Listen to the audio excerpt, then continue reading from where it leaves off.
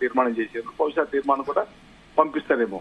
Okay, so ఇప్పుడు తీర్మానం Mallanna suspension సంబంధించి చర్చ జరిగింది సమావేశంలో అంటున్నారు. జరగలేదు. అంటే మేము బయటకు వచ్చిన తర్వాత తెలిసింది. మీటింగ్ లో మేము కూర్చున్న సేపైతే వారి మల్లన్న గురించి జరిగినటువంటి చర్చ జరగలేదు. సస్పెన్షన్ అయిన అంశం కూడా అప్పటికి సమావేశం ఉన్నప్పుడు తెలియదు. మరి మాకు మేము లాస్ట్ వి హనుమంతరావు గారు ప్రెస్ అడ్రస్ చేస్తూ మాట్లాడదాకా ఉండి బయటకు వచ్చినాం.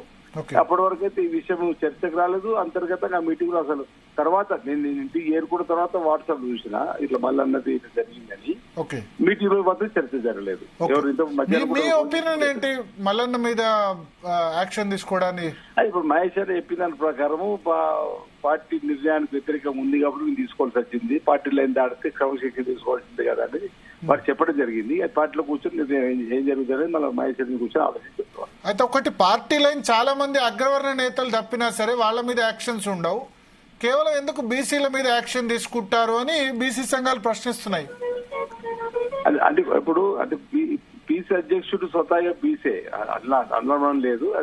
అది ఏ కోణంలో జరిగింది అనేది నేను తెలియదు. అంటే ఇప్పుడు నేను బయటనే ఉంటున్నా. మల్లన్న కూడా సీనియర్, మల్లన్న కూడా అవగాహన ఉంది. గత ఎన్నికల్లో కూడా మల్లన్న పాత్ర కూడా ఉంది. అనేక సందర్భాల్లో కూడా మల్లన్న కూడా మేము కలిసి పనిచేసిన సందర్భంలో కూడా వారి ఆలోచన విధానం తీసుకోవాలనుకున్నాము. మరి ఇక్కడ మొన్నటి జరిగినటువంటి బీసీ కులగానికి సంబంధించిన అంశంలో జరిగిన దానిపై నుంచి దానిపై వారు నోటీస్ ఇచ్చినప్పుడు సమాధానం ఇవ్వలేరు. దానిపై చర్య జరిగిందని భావిస్తున్నాం. ఒకవేళ వారు మళ్ళీ నోటీస్ ఇస్తే తిరిగి నోటీస్ కు జవాబు ఇవ్వాల్సి ఉండేదని మీరు అభిప్రాయపడుతున్నారా? నోటీస్ ఇవ్వాలి అంటే నేను ఇప్పుడు మీరు మాట్లాడకైతే ముందే వాట్సాప్ చూసినప్పుడు నోటీస్ ఇవ్వలేదు, జవాబు ఇవ్వలేదు. ఇస్తే వేరే విధంగా యాక్షన్ తీసుకోకపోయే వాళ్ళు అంటారా? తీసుకోకపోతారేమో. ఎందుకంటే ఈ సందర్భం బట్టి మాట్లాడినా కాబట్టి అంటే దానికి సంతృప్తి చెందుతుంది పార్టీ అని నా ఆలోచన. ఓకే ఓకే, సో అంటే మళ్ళీ వచ్చే అవకాశం ఉందా మళ్ళన్న పార్టీలోకి ఒకవేళ జవాబు ఇస్తే? లేకపోతే ఇప్పుడు మీలాంటి వాళ్ళు కన్విన్స్ చేసి ఏమైనా తీసుకొచ్చే అవకాశం ఉంటుందా? అన్నా మళ్ళీ వచ్చే అవకాశం ఉందా? తీర్మానం మల్లన్న మీద సస్పెన్షన్ ఎత్తివేసే అవకాశం ఉందా? వారి వివరణ ఇస్తే వారి చదువు పరిశీలనకు అవకాశం ఉంటుంది కదా. ఎప్పుడైనా కానీ మనం కూర్చొని సమస్యలు పరిష్కారం చేసుకుంటాం. వారి వివరణ ఇస్తే పార్టీ చదువు చెందుతుందని చెప్పి భావిస్తారు. ఓకే, అయితే ఒకటి కులగణన సరిగ్గా జరగలేదు అని ఆయన చించేశారు.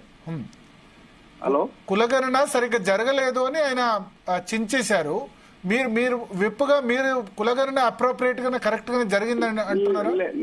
కులగణన అనేది ఇంతవరకు ఎక్కడ కూడా తెలంగాణ రోల్ మోడల్ మన దేశానికి.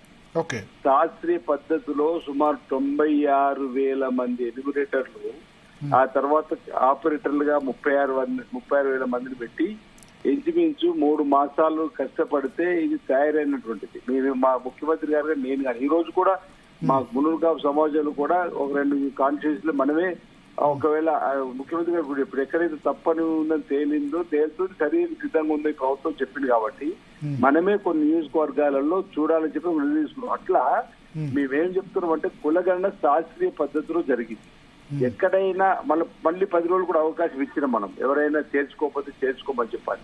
ఇప్పుడు మనం ఎన్నికలప్పుడు ఏదైతే పోలింగ్ చిట్టీలు ఇప్పుడేమో మనకు అంతకుముందు బ్యాలెట్ విధానంలో ఏ విధంగా 5 సంవత్సరాలు ఉంచేవాళ్ళము, ఇప్పుడు బ్యాలెట్ ఏదైతే ఉందో దానిలో మనం వచ్చేటువంటివి స్లిప్స్ 5 years ఏ విధంగా చూస్తాం. ఇప్పుడు ఈ కులగాన జరిగిన అన్ని మండలాల్లో కూడా అన్నిటి కట్టలు కట్టి పెట్టిర్రు. ఒకవేళ ఫలానా కాడ ఇబ్బంది అయిందంటే కూడా వెంటనే ఓపెన్ చేయడానికి ఇప్పుడు కావలసుకొని రాక ఉన్న వాళ్ళు 16 లక్షలు తేలింది. ఆ 16 లక్షలు మళ్ళీ 10 రోజులు అవకాశం ఇచ్చాం. రేపు ఆర్డినరీ క్యాబినెట్ మీటింగ్ లోపల ఈ 16 లక్షలు ఎంతమందికి నమోదు చేసుకున్నట్టు కూడా తేలుతుంది. ఇప్పుడు వీళ్ళు ఏమంటారు, కొందరు ఆధార్ కార్డులు లెక్క చెప్తున్నారు, కొందరు ఓటర్ లిస్ట్ సంఖ్య అని చెప్పుకుంటూ తక్కువ అని అంటారు. ఆధార్ కార్డు ఏ రాష్ట్రంలో వాళ్ళైనా ఇక్కడ ఉంటే తీసుకోవడానికి వెసులుబాటు ఉంది. ఓటర్ లిస్ట్ లో కూడా పక్కన ఆంధ్రకు సంబంధించిన వాళ్ళు కూడా మన దగ్గర హైదరాబాద్ లో అనేక మంది కూడా ఓటర్ లిస్ట్ లో పేరు చేర్చుకున్న వాళ్ళు ఉన్నారు. అవి 2 ప్రామాణికం కాదు అనేది మన ఆలోచన. ఈరోజు శాస్త్రీయ పద్ధతుల్లో ఎన్ని ఇండ్లు ఉన్నాయో ఒక 150 ఇండ్లకు ఒక ఎన్యూమరేటర్ పెట్టినప్పుడు అతను ప్రతి ఇంటికి వెళ్ళి కూడా ఒకటి అతకు పెట్టి వచ్చిండు. ఆ ఇంటి వివరాలు సమగ్రంగా ఉండాలని చెప్పాలి. కాబట్టి నాకు తెలిసిన మటుకు ఇది రాజకీయ పరంగా ఆరోపణగానే భావిస్తా. లేదు పలానా గ్రామంలో వీళ్ళు మిస్ అయ్యారని చెప్పండి ఒక్కరు కూడా రాలేదు వరకు. ఓకే. నేను కులగణనలో నా పేరు చేర్చుకోమంటే ఈ ప్రభుత్వ అధికారులు చేర్చుకోలేరు అంటే సమస్య. అలాంటి ఇక్కడ సమస్య రాలేదు. కానీ మరి మీ కమ్యూనిటీ నుంచే అభ్యంతరం వ్యక్తం అవుతుంది కదా, మా జనాభా తక్కువ చూపించారు అని చెప్పి. అదే ఇప్పుడు నేనేమంటున్నా, రాజకీయంగా చైతన్యానికి ప్రతీక. మనకు మనం ఎవరమైనా కానీ, నేను కానీ మీరు కానీ, మనకు మనం ఇంత అనుకున్నాం కానీ ఇదొక లెక్క పక్కలేదు కదా అని అంటున్నా. ఒకవేళ ఇప్పుడు కూడా తక్కువ ఉంటే కూడా చేర్చుకోవడానికి అవకాశం ఇది. 16 లక్షలు వచ్చిరేమో. ఓకే. అసలు ఇదివరకు అధికారికంగా లెక్క చెప్పడం లేదు, మీరే అంటున్నారు సంఖ్య. ఇదివరకైతే అధికారికంగా ఈ కులానికి సంఖ్య గింత ఉందనేది ఎక్కడ కూడా చెప్పలేరు. మనకు 56.33%. అట్లా అనుకుంటే టీఆర్ఎస్ పార్టీ కులగణన చేసింది ప్రామాణికం కాదంటున్నాం మేము.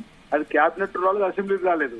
అయినా ఒకవేళ అది ప్రామాణికం, పాయల్ శంకర్ గారు అసెంబ్లీలో అది చేస్తే తీసుకొచ్చినప్పుడు కూడా ఒకవేళ అదే ప్రామాణికం అనుకుంటే కూడా 51% చూపించారు వాళ్ళు బీసీ రిజర్వేషన్. వాళ్ళు మేము చూపిస్తే 56%. వాళ్ళ లెక్కలు ఓసీ లెక్క ఎక్కువ చూపించారు, మా లెక్కలు ఓసీ లెక్క తగ్గింది. ఇప్పుడు 56% బీసీలు అయింది, ఓసీలు అయితే వాళ్ళ శాతం 5% తగ్గింది. అట్లా అనుకుంటే మన ఈ లెక్కలో. కాబట్టి ఒకవేళ ఈ లెక్క తప్పనుకుంటే నేను ఒకటి మీ ద్వారా చెప్పాలి, జీటీ ద్వారా భర్త గారు మీ ద్వారా చెప్పాలనుకున్నా. ఇప్పుడు 2025లో ఏదైతే భారతదేశ జనాభా లెక్కలు చేయడానికి కేంద్ర ప్రభుత్వం ముందుకు వస్తారు. 2011లో కాంగ్రెస్ ప్రభుత్వాలు అయిందంటే 2021 కావాల్సింది కాలేదు. ఈ సందర్భంగా భారతీయ జనతా పార్టీ ప్రభుత్వం ఉంది కాబట్టి ఈ అవంతరాలు, ఈ అనుమానాలు సాగివ్వకుండా కులగణన ఏమన్నారు వాళ్ళని కూడా తెలుస్తుంది కదా. వాళ్ళు జనాభా లెక్కలు చెప్పినప్పుడు కులగణన వాళ్ళు కూడా చేసిరనుకోర్రి, ఇది తప్ప ఒప్ప కూడా తెలుస్తుంది కదా. ఇది చేసి ప్రభుత్వ ఉద్యోగులు రేపు కూడా ప్రభుత్వ ఉద్యోగులు చేస్తారు కదా సార్. దేశవ్యాప్తంగా చేసేకి ఇబ్బంది అవుతుంది. ఎవరు ఇస్తాయంతో తెలుస్తుంది, వారికి అంతా ఈ రోజు అధికారం దక్కుతుంది కదా. రాహుల్ గాంధీ గారి ఆలోచన కూడా అదే కదా, ఎవరు ఇస్తాయంతో తెలిస్తే వారికి అంతా ఈ ఫలం అందాల్సిందే. అది రాజకీయంగా, విద్యాపరంగా, ఉద్యోగపరంగా, ఇతరత్ర గాని.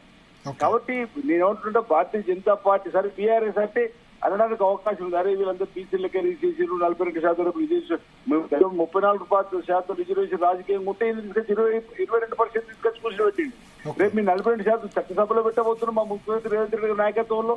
స్వతహాగా వారు అనేక సందర్భాలు చెప్పారు ఇలాంటి చక్కటి అవకాశం రాదు, మీరు ఉండండి అని. రేపు అయిన తర్వాత అన్ని అగ్రపక్ష తీసుకొని కేంద్ర ప్రభుత్వం దగ్గర కూడా వెళ్దాం అనుకుంటున్నాం. ఆ చిత్తశుద్ధిని ఎవరు కూడా దయచేసి తప్పు పట్టద్దు అనేది నేను నా కోరిక. సరే తక్కువ చూపించారనేది మాత్రం అధికారికంగా లానప్పుడు ఎందుకు అనాలనేది నేను అంటున్నాను. ఓకే. థ్యాంక్ యూ ఆది శ్రీనివాస్ గారు, జీ తెలుగు కోసం మీ సమయం కేటాయించినందుకు.